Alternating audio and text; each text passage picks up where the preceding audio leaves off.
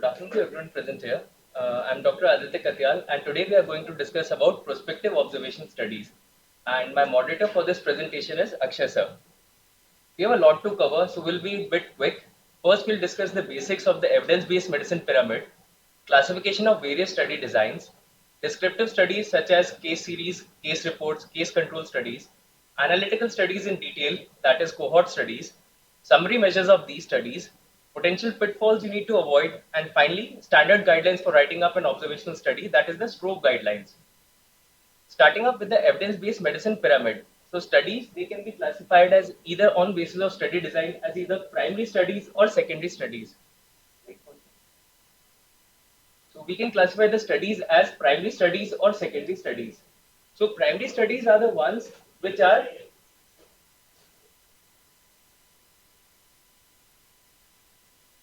primary studies are the one in which we have raw data. So these are the studies which are the index studies through which we tend to collect data. On the basis of their design, they are further subclassified as either experimental or non-experimental studies. Experimental studies are RCTs, whereas non-experimental studies are observational studies. On basis of presence of control group, they are further subclassified as either cohort studies or case control studies. Then there are secondary studies. Secondary studies are synthesis studies. So from already pre-done studies, we synthesize new data. So these consist of clinical practice guidelines, meta-analysis, and systematic reviews. Apart from this, we have levels of evidence. So it is very confusing to remember the level of evidence. For simplification, the level of evidence 1 to 5 and ABC, they are classified on basis of type of study. So on basis of primary studies, we have level of evidence 1 to 5. That means the RCT would be a level 1 study, cohort would be a level 2, case control would be a level 3, case report or case series would be a level 4, and narrative reviews, expert opinions and editorials would be a level 5 study. Yes, sir. Level of evidences. Evidence, yeah. On the basis of study type. And then the further subclassification, you have the letters A, B, and C. So that A, B, and C is prescribed from the primary or secondary study. That is in secondary study, the type of synthesis it is. Whether it is a systematic review or meta-analysis, that would be classified as level A. Alright. When it's a well-designed study, that would be a level B. And if it's a poor design study or expert opinion or a single guideline without much evidence, it would be a level C. So in summary, the primary studies on the basis of level of evidence, they are classified 1 to 5. And secondary, that is the synthesis data, we can add level as A, B, and C. The observational studies on basis of comparison group, they are subclassified as either a descriptive study or an analytical study. If there is a observation, if there is a comparison group present, so it is called an analytical study. If there is no comparison group present, it is called a descriptive study. So descriptive studies are the ones which help us to formulate the hypothesis, whereas analytical studies are the one which help us to test the hypothesis, and experimental studies are the ones which help us to confirm the hypothesis. Descriptive studies, they are further subclassified as case report case series on basis of description of unusual situations, or a cross-section study where we study both the exposure and outcome together. Analytical study, they are further classified on basis of what came first, whether the exposure or outcome. If the outcome came first and we are trying to trace back the exposure, that is called a case control study. If the outcome hasn't happened, we start from the exposure towards the outcome. That is a forward-looking study, that is called a cohort study. So now we start with the descriptive study. The procedure of descriptive study consists of 6 important elements. First, we need to define who. That is the population under study. We need to define who we are going to study. Then we need to define what. What means the disease under study. What is the disease are you going to study? The third element, you need to define the disease in terms of time, place, and person. Next, you need to measure the disease. So there should be some measurable indices for the disease. The fifth element, you need to compare with some standard comparable indices. And finally, after that is hypothesis formulation. So in general, these 6 elements compose the general principles of descriptive study. The first type of descriptive study is a cross-sectional study, which is the simplest individual level observational study or called a prevalence study. Very important to note is the word prevalence. So cross-section study is a prevalence study. All the summary indices what we are going to discuss are prevalence indices. It is more useful for chronic condition and it describes the health of a population. These cross-section studies are preferred because they are easy, cheap and fast. So we can think of cross-section study, for example, the open tap principle.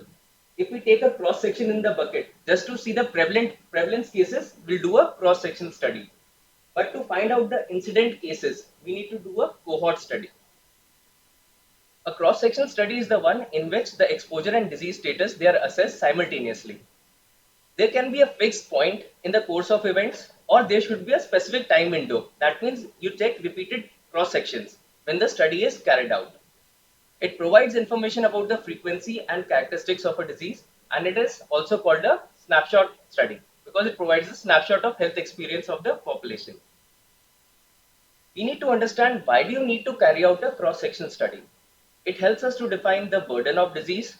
It depicts the severity of clinical presentation and diseases. It helps to describe the prevalence of modifiable risk factors. It helps to evaluate the effectiveness and appropriateness of treatment protocols. It evaluates cost effectiveness of the interventions. It helps in assessing outcomes. And finally, it helps in developing the community level health education program. For example, school CPR programs. The summary measures of cross-section study. As we have discussed, the cross-section study is a prevalence study. So all the summary measures would be prevalence. So prevalence of outcome in the exposed would be A upon A plus B. Prevalence of outcome in the unexposed would be C upon C plus D. The prevalence difference that is in exposed minus unexposed would be A upon A plus B minus C upon C plus D. The prevalence ratio would be A upon A plus B divided by C upon C plus D. And prevalence odds ratio is AD upon BC. So very important to note, all the summary measures in a cross-section study are prevalence. You don't get any hint of incidence here. Okay. You need to understand what are the limitations of cross-section study. First is the recall bias. To best understand that, let's say we do a study, the prevalence of food poisoning in cases in ER residents. So the exposure here, let's say you have momos in Gautam Nagar or Nale Wale ke chole kulche and all. So the ones who are exposed, who got the disease, they will remember the exposure well. They had the food from outside. Whereas those who didn't catch food poisoning, they would not remember, like they are always eating outside. So they might not remember the exposure. So there might be a recall bias in the population. There could be a researchers or name and bias. So the name and bias is a bias in which the minimally affected and the fatal cases both are excluded from the study. The best example of this is the COVID first wave. In the COVID first wave, when we tried to find out the prevalence of COVID-19 cases, the ones who were asymptomatic who didn't got themselves tested, they were excluded from the prevalence, right?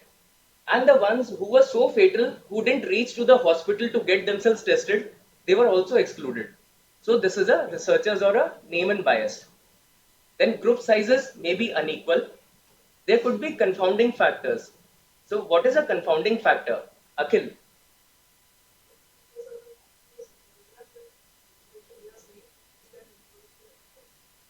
Yes, thank you so much. So as Akhil rightly pointed out, confounding factor is a factor which affects both the exposure as well as the outcome and is unequally distributed inside the population. For example, let's say we studied prevalence of mucormycosis in COVID-19 cases. Okay, here the confounding factor is steroid use. So we know that independently steroids were given abundantly for COVID cases in as part of their treatment. Because of steroids, there was a risk of mucormycosis. And some of the population who didn't have COVID, they were using steroids because of their chronic inflammatory conditions. So this is a type of confounding factor. And how do you address the confounding factors? Matching, yeah. So by matching, you remove or exclude the confounding factors. Then this study established association at most, but not causal association. It is very important to understand that there's a difference between association and causal association. It may indicate there's an association between two things, but it never tells that this caused the other. Viram, how do you define causal association? How do you depict causal association in a study? MBBS days, TSM days? No? Okay. So there's something called the Hill Surgeon General criteria to determine the causal association. To determine a causal association, you have to have 6 or 7 characteristics which you need to satisfy. The first is temporal association. So there should have been a temporality between the exposure and outcome, which is the most important criteria. After that, second is the specificity of association, which is the most important but most difficult to determine criteria. To establish specificity that without the exposure, the disease wouldn't have occurred. That is the specificity of association. Then is next is the strength of association. The strength of association is like the dose response curve. More the exposure is, more the risk of disease there would be. Okay. After that, there should be biological plausibility. Biological plausibility simply means that there should be a logical scientific explanation between the exposure and outcome. There should be coherence. That is, that seems logical that the exposure and outcome occur together. And there should be consistency. That means after every time there is an exposure, there's a disease or outcome is there. So these 6, 7 criteria, they come under the Hill Surgeon General criteria in order to establish a causal association. Very important to note that cross-section study, they do not establish a causal association because the cause and the cause, that is the exposure, and the outcome, they have occurred together. So you cannot determine which came first. Okay. What is the role of a cross-section study? It helps us to describe the individuals, characteristics of individuals with the disease. It helps us in establishing the point prevalence and period prevalence. There is something called an analytical cross-section study, as we discussed the prevalence study. So all the prevalence ratio what we get from the cross-section study is called an analytical cross-section study. And it helps to formulate the hypothesis and not to test them. Then we come to case reports. These describe the experience of a single patient. It documents some unusual or rare medical occurrences, maybe, and it represents the first clues in identification of new disease or adverse effect of exposure. A case report can be likened to a single firecracker. Okay. For example, there was a NEJM case report in March 5, 2020, the first case of 2019 novel COVID in United States. Then comes case series. So case series are collections of individual case reports which may occur within a fairly short period of time. Accumulating case reports may indicate emergence of new disease or epidemic. These are really useful in formulating a useful hypothesis. So if the case report can be likened to a single firecracker, case series can be likened to a series of firecrackers. Okay. Now, why to do a case series? How does it help? It gives us the proportional distribution. That is the percentages of total number of cases in the population which belong to the specific category. That is age, sex, ethnic group or other characteristics. Very important to note that these are not rates. Denominators, they still mention the cases, but not population at risk. And it helps in hypothesis formulation. The limitations are case reports is based on a single subject. It may be simply a coincidental or a rare finding. And case series, they do not have a comparison group. So the outcome can be questionable. Next, we come on to the ecological studies. They represent characteristics of entire population. Here, the unit of study is population, whereas in other studies, the unit of population is an individual. There's something called a correlation coefficient, which quantifies the extent to which there's a linear relationship between exposure and disease. And the value of correlation coefficient may vary between +1 and -1. There's something called a ecological fallacy and reductionistic or individualistic fallacy. To best understand this, let us take this example, the never-ending debate of tea versus coffee. So let's have a vote. Who likes tea here? Please raise your hands. Okay, so most are coffee lovers. So if I point towards Rahul, let's say most like tea. Okay, because most of the people like tea, you should also like tea. Okay, because so this is an ecological policy. From the population, I'm trying to extrapolate the findings to a single person. Because there's a finding in most of the population, you cannot extrapolate to a single person because the unit of study is a population, right? The reverse of this is also true. That is the individualistic policy or reductionistic policy. Because Rahul likes coffee, most of us should like coffee. That is also not true. The Jamshed sir will be angry with that, right? So these are the concepts of ecological policy and reductionistic policy. The advantage of ecological study is that it can be done quickly and inexpensively, right? This was a study from 2010 from UK. So the authors tried to find out is smoking cigarettes good for your health. They did an ecological study from various communities all over the world and they found an interesting relationship which was statistically significant. The conclusion of study was 4 cigarettes a day will add 10 years to your life. So what is the problem in this study? Can anyone point out?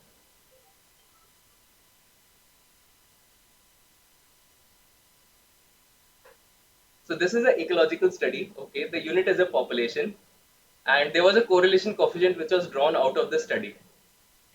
So can anyone point out any problem in this study? Arvind, Pradeepan, sorry. Okay. So there's something called a Simpson's paradox or a Yule-Simpson effect. We are not talking about this Simpson.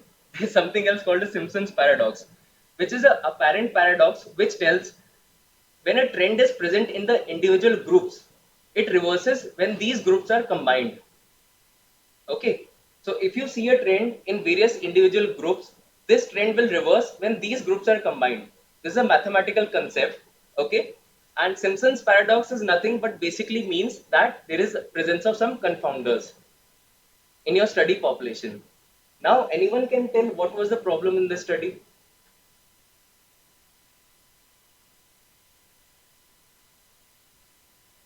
No? Okay. So as you can see here, there were various countries, the various populations were taken into cognizance for this ecological studies. There's an intrinsic distribution of the life expectancy. Maybe the life expectancy in Japan is very high. Maybe India is like medium. Okay. In some other poor income countries, it is low. So relatively disproportionate ratios were taken into this study. One thing. Other health factors were not taken into consideration. Second thing. So individually, if you look into a country and draw the graph of smoking cigarettes versus life expectancy, it will decrease the life expectancy, right? But if you combine a study, so this was a study for success, can say it's a very well-known example. So if you combine the various populations, you take more people from the countries who have a longer life expectancy. So the result will look beneficial.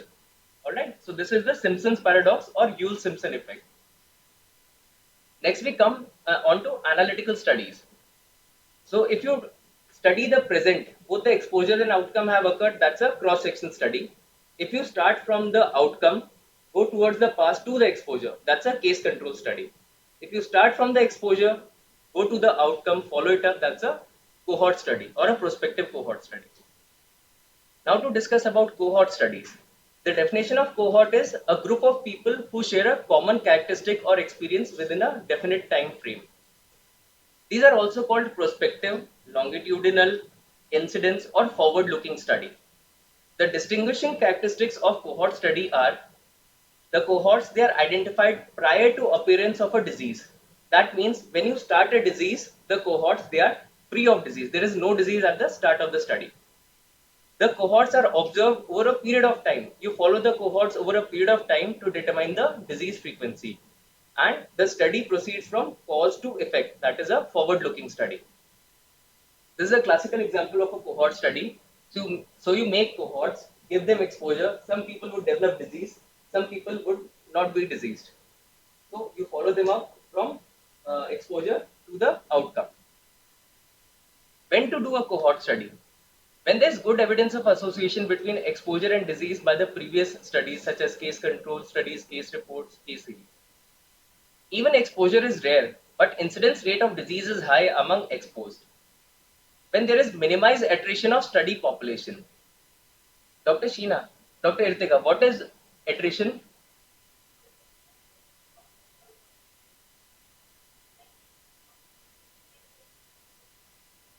Okay, thank you. So attrition is nothing but loss to follow-up. When you can minimize the loss to follow-up, then a cohort study is a favorable one. And ample funds and ample time is available because cohort studies are costly and they take a lot of time. Main considerations to keep in view are in exposed and non-exposed groups. They must be free of disease under study at the start of the cohort study. They should be equally susceptible to the disease under study. And these cohorts should be comparable in respect of all possible variables except for the disease. And there should be predefined diagnostic and eligibility criteria of the disease. A well-designed cohort study is considered the most reliable means of showing an association between a suspected risk factor and subsequent disease. That means a cohort study will help you to establish the causal association and will satisfy the Hill Surgeon General criteria of causal association. There are various types of cohort studies, namely prospective cohort studies, retrospective cohort studies, and nested case control study. We'll see the study design in detail. So in a prospective cohort study, you start from present on a study population, you follow them up, you give them exposure. So people are exposed, some will develop the disease, some won't develop the disease. The outcome has occurred. So this is a study plan for a prospective cohort study. Next comes a retrospective cohort study. Although there is word retrospective, but that doesn't mean that you're looking back. The study is still a forward looking study. So you actually imagine that you are transported back in time. So with the help of medical records or let's say patient's records, you check the previous exposure in the patient, you serially follow it up over a period of time, and then you establish the outcome. So at the start of the study, although both exposure and outcome have occurred, but with the help of medical records, you go back in time, you trace the exposure, and then you come to the outcome. That is the study plan for a retrospective cohort study. Then comes the nested case control study. In a nested case control study, it's also called a combination of cohort as case control study. In this study, a case control study is nested in a cohort study. So you start from a point of time, you give exposure to the population, the outcome occurs. Those who develop the disease, they become the cases. Those who don't develop the disease, they become the control group. And you start a case control study and trace back from there. So that's called a nested case control study. Elements of cohort study. There are 5 elements of cohort study. The first being the selection of study subjects. Yes, Arvind. Yes.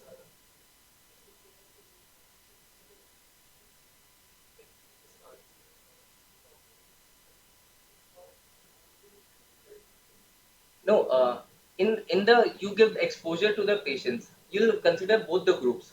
From out of that, those who develop disease, then you'll trace back and can do a comparative case control study with the exposure. Those who were exposed who developed the disease versus those who didn't were exposed but they also developed the disease.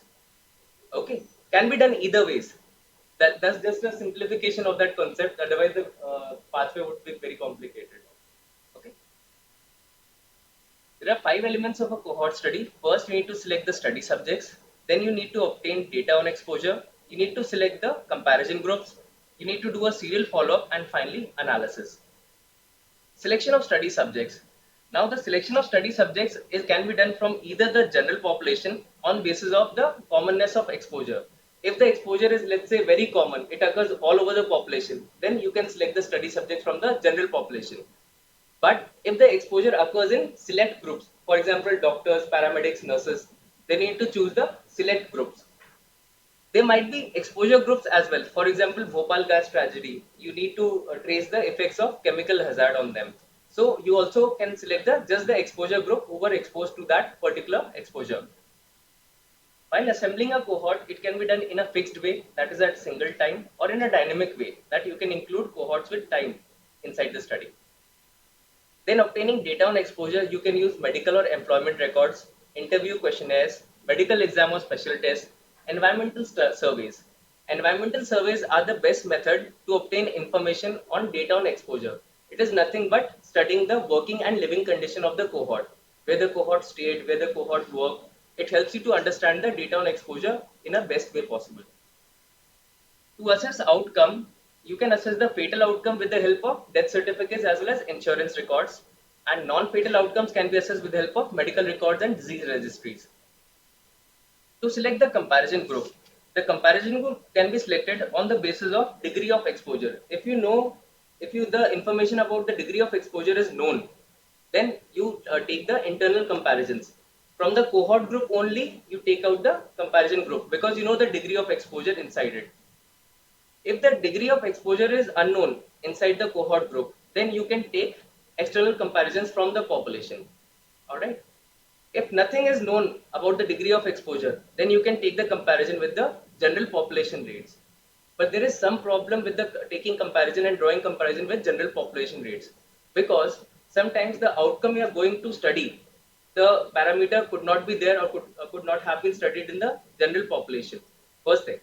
And second thing, it is very difficult to divide the general population in exposed and non-exposed groups, because you don't know the exposure, how much is occurred over the general population, because you are only studying a particular cohort.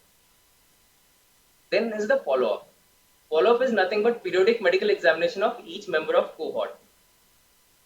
The follow-up can be done by reviewing physician and hospital records. Routine surveillance of death records can also be done. And finally, mail questionnaires, telephone calls, and periodic home visits. Ideally, combination of all of these should be done for follow-up of cohort. They say the gold is in the follow-up.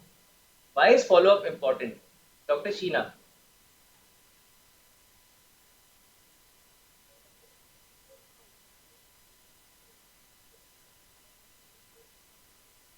Okay, let's say there were exposed groups as well as non-exposed groups. Okay, the exposed groups got the disease, non-exposed group didn't get the disease.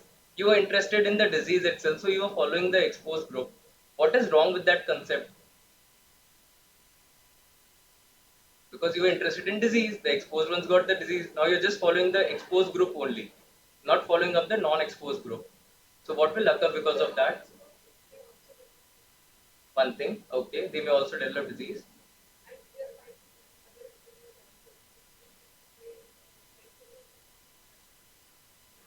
Okay,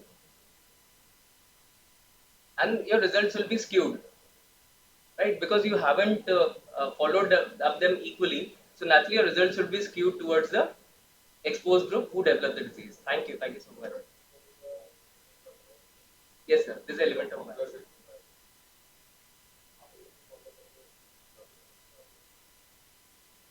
Attrition bias कहते हैं. There's a real attrition bias that you did not follow up, or there was a loss to follow, or they could not be contacted.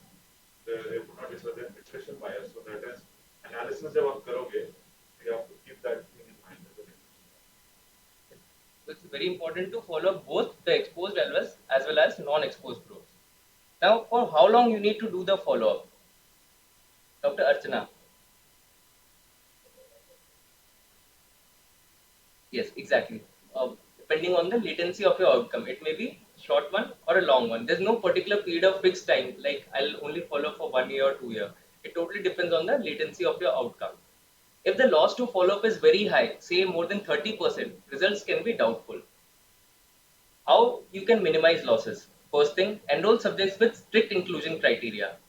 Second, collect more than one address and contact number, but please don't spam them. And provide necessary budget for special efforts such as pizza treats or any some form of small treats. Analysis. It depends on occurrence time of outcome. So the outcomes may be at fixed time point, not repeatable and can occur at random time points during follow-up. And these can be repeatable and can occur at random time points during follow-up. Okay. So the summary measures of cohort study. The main summary measure out of a cohort study is a risk. Risk is nothing but incidence. That is cumulative incidence or incidence proportion of new occurrences of outcome or upon the population risk at baseline.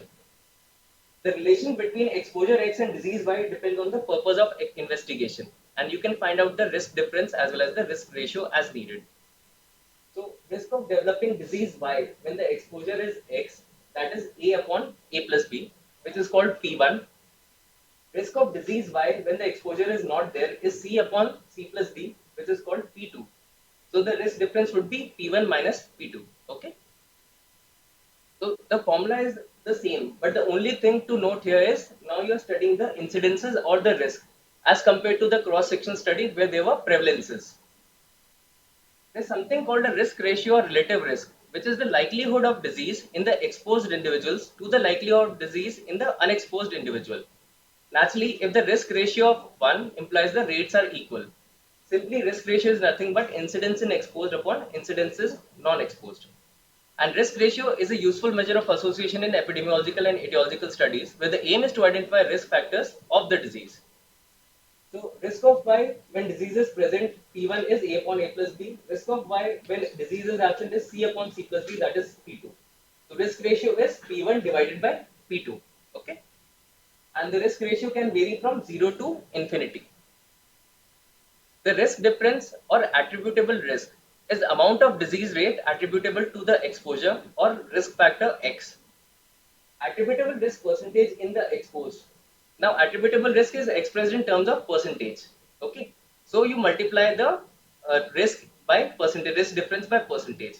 So, incidence in exposed minus incidence in non-exposed divided by the incidence in unexposed, incidence in exposed multiplied by 100, which gives you the etiology called preventive fraction. The population attributable risk, on the other hand, it's the same formula as the attributable risk, but the only difference is that the baseline population, the risk, you take in the total population rather than the exposed. So the formula is same, incidence in total population minus incidence in unexposed divided by incidence in total population into 100. Okay, sorry. Total population. No, no, no. From this formula, right, A upon A plus B, that is N1. So the total population here, you'll calculate N1 plus N2, not just N1. Population attributable risk in the whole Whole population. Yeah, whole study Whole study population. population. That Here, is why yeah, the only difference is that you say the whole population leftmost N1. So N1 is A plus B, that is A plus B plus C plus B. yeah, so it's capital. Yeah. So you need to note that RR, AR, and PAR provide different types of information. The relative risk measures the strength of association and is useful to judge whether the association is causal or not. AR, that is the attributable risk, provides a measure of impact of elimination of exposure. That is, if an exposure is eliminated from the population, how much you'll be able to control the disease. Okay. And PAR provides a measure of public health impact of elimination of exposure. If you eliminate an exposure from the population, how would be able to control the disease? So AR and PR only there's a slight difference. So in AR, if you eliminate the disease from those who are exposed, how much you'll be able to control it. And in PAR, you just like from the population, entire population. That is the difference between AR and PAR. The risk difference, it is also an indicator of effectiveness of different types of treatment interventions in a trial setup. 1 upon risk difference, that is an inverse of risk difference. If you take modulus of that, it gives you the number needed to treat. Now we are extending the analogy to RCTs. Okay. So number needed to treat should not become the number needed to confuse. The number needed to treat is nothing but number of patients who need to receive a specific type of treatment in order for one additional benefit or one additional outcome to occur. Same applies to number needed to harm. That is the number of patients who need to be treated to note one additional adverse effect. Okay. More the benefit of treatment, less is the NNT. Alright. Next we are going to discuss about RRR, not this one. So other summary measures absolute risk is the number of events, good or bad, in treated or control groups divided by the number of people in that group. Now we have ARC, that is the absolute risk in the control group. So this is the analogy to randomized control trials. Okay, we have just deviated slightly away from the topic to clear one important concept here. So ARC is the absolute risk of events in the control group. ART is the absolute risk of events in the treatment group. Now ARR is absolute risk reduction. So as you know, the risk reduction, you have calculated incidence in exposed minus incidence in non-exposed. Now in RCTs, this you give treatment to someone. So incidence in control group minus incidence in treated group. Or you do a risk difference and take the modulus of that. Modulus means just the positive number. That will give you the number needed to treat. Okay. Number needed to treat is nothing but 1 upon ARR or 1 divided by risk difference. You take a modulus of that. Relative risk is nothing but the absolute risk in treated versus the absolute risk in control. Relative risk reduction. Relative risk reduction is how much the risk has been reduced as compared to control. That is absolute risk reduction divided by the absolute risk in control, which can be simplified as 1 minus relative risk. So let's understand how this biostatistic is very important for us. Now, why the number matters? Let's say a study comes a new wonder drug is launched which reduces the heart attack risk by 50%. Okay, this is the headline which comes in the newspaper. The absolute risk, when you calculate and when it is given, the new wonder drug reduces the heart attacks from 2 per 100 to 1 per 100. Okay, so there's a difference when the relative risk is reduced from 20 to 10% and zero point 0.2 to 0.1%. Still, in both the cases, you'll get a 50% change. All right, you'll get a 50% change as a relative risk. But the absolute risk, on one hand, it is reduced 10%, on the other hand, it is reduced 0.1%. So it is very important to have both the relative risk as well as absolute risk. And absolute risk is more useful as conveying the true impact of intervention. But yet it is underreported in research and the news because it's a small number. Okay. So basically, this is the ratio. So the 50% आ रहा है ना, new wonder drug reduces heart attack. It's a ratio of risk in treatment group upon the risk in the control group. इसमें वो ज़्यादा आ रहा है. But actually, when you should read it carefully, उसमें absolute risk reduction is only 1%. Because in relative risk, the total population is eliminated. So when the drugs have to, sell, drug companies have to sell their drugs, they will use relative risks to show the impact because the number it looks big. But actually, they should also tell the absolute risk reduction. This is obviously very good. So, taking this into consideration, the FDA has provided guidelines that we need to provide absolute risk, not just relative risk, because the patient, they are unduly influenced when risk information is presented using the relative risk approach.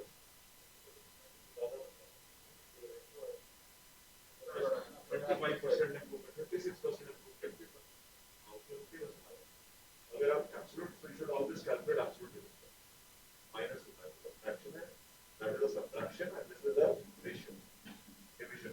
Division की वैसे बता रहा हूँ. Yes. So, pharma companies making big claims about a new wonder drug, they'll present you the relative risk ratio. What they won't mention is the absolute risk ratio. Okay. So, continuing on the summary measures of cohort study, when the outcome is non-repeatable and occurring at random points during follow-up. So, you calculate the incidence rate. Same as incidence. Now, instead of people, you take person time, multiply the person time. So, new occurrences of outcome divided by person time at risk. Similarly, you calculate the incidence rate ratio, that is the incidence rate in exposed upon incidence rate in non-exposed, and you calculate the incidence rate difference, that is incidence rate in exposed minus incidence rate in unexposed. Next, we come on to the survival analysis. All methods discussed so far, they have a presumably equal follow-up. The follow-up length may vary, but can incidence rate remain constant over time? No. So these assumptions, they are not practical in real life. So how to compare the number of events between two groups when the incidence varies over time? Yes, Jyoti. How can you compare the number of events between the two groups when the incidence varies over time? There's a variable incidence.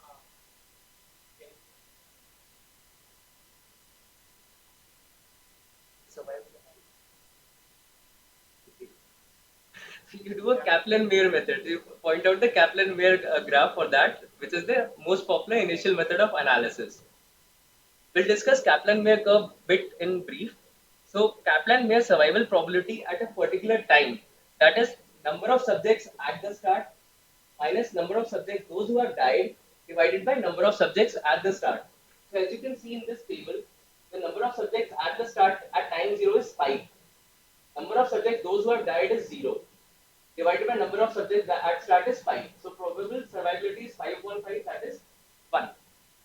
Coming on to the next step, number at start is 5, number died is 1, number at start is 5, so 4 by 5 is 0.8. So next step, 4 minus 0.4, that is 4 by 4 is 1, 3 minus 1 upon 3, 2 by 3 is 0.67, 2 minus 0.2, 1. So that's how you calculate the probability of survival at different time points, because the incidence varies. Okay. And then to calculate the cumulative probability of survival. So to calculate the cumulative probability of survival, that is a mathematical function by product of individual probabilities. That is, a probability at a time equals the number, the multiplication of other probabilities before it. So cumulative probability at survival is 5, the initial one only. So that is probability of survival, that is 1 only. The next would be 1 into 0.8. That is probability of survival on the previous step with this step. Then at time 6 would be 1 into 0.8 into 1. That is 0.8. At next step would be 1 into 0.8 into 1 into 0.67. That simply means 0.8 into 67, that is 0.53. And similarly, at next step would be 1 into 0.8 into 1 into 0.67 into 1, that is 0.53. So that's how you calculate the cumulative probability of survival in a KM curve. Yes, sir. Incidence changes like sometimes some of the subjects they are dying. Let's say some subjects die. Some subjects they don't want to continue inside the study. They want to leave the study. I don't want to follow up. They have given negative consent. Or let's say the as Archana told, the latency of outcome. The outcome hasn't occurred in the study yet. So these are called censored observation. You take them out of the study. So the incidence changes. And there's a step in the KM graph. That is why you're getting various incidents inside the study. Every 6 months, you can do it. No, sir, there's not a limit. Every day you can do it. The scale is totally relative. Every hour, every minute, as long as you are following up a patient in the regular intervals, you can carry out. Even in irregular intervals, also it can be there. We'll discuss in later slides, sir. So the corresponding Kaplan-Meier curve, as you say, starting with 1, the probability the subject T dies at 4 months. So you make steps. Okay. So the final curve looks like this. So let's say there are two Kaplan-Meier curves and we try to compare both of them. So to compare both of them, there are two things what you need to see here. There is a vertical gap and there is a horizontal gap between the curves. The vertical gap simply tries to explain that more of the people survive in above graph. Okay. Yes, sir.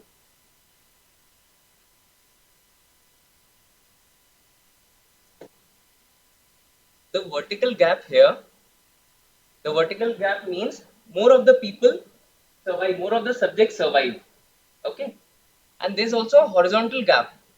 The horizontal gap means there is more latency before an outcome occurs. So that's how you interpret a KM graph. And to find out if there's any statistical significance in between the two KM graphs, the method used is called a log rank test. So in log rank test, in observed minus exposed upon observed, you take a square of that and add those squares serially. So that is done by using SPSS or any of the statistical software, a log rank test. And a log rank test would help you to identify whether there is a statistical significance between the two KM curves or not. But let's say there are some covariates present in the study. So how would you analyze the covariates? Now you start with stratifying the covariates. Okay. Then you compare the survival of different groups within the covariate stratum. We'll understand this with an example. A formal method involves a model fitting process such as a Cox proportional hazards model. So what is a Cox proportional hazards model? So now we are taking a follow-up time in years versus survival estimate. Let's say between males and females. Okay. You have covariates between them. Some of them may be hypertensive. Some of them may have blood pressure or not. Then you're trying to check the survival in between these two. So let's say for a covariate, we'll stratify the covariate. So those who have blood pressure, male and female. Okay. Those who have blood sugar, diabetes, male and female. So you compare the survival of different covariates in the stratum, and you apply a model which is called the Cox proportional hazards model. And the graph would come something like this. You'll stratify the different covariates and you'll compare with each of the graphs.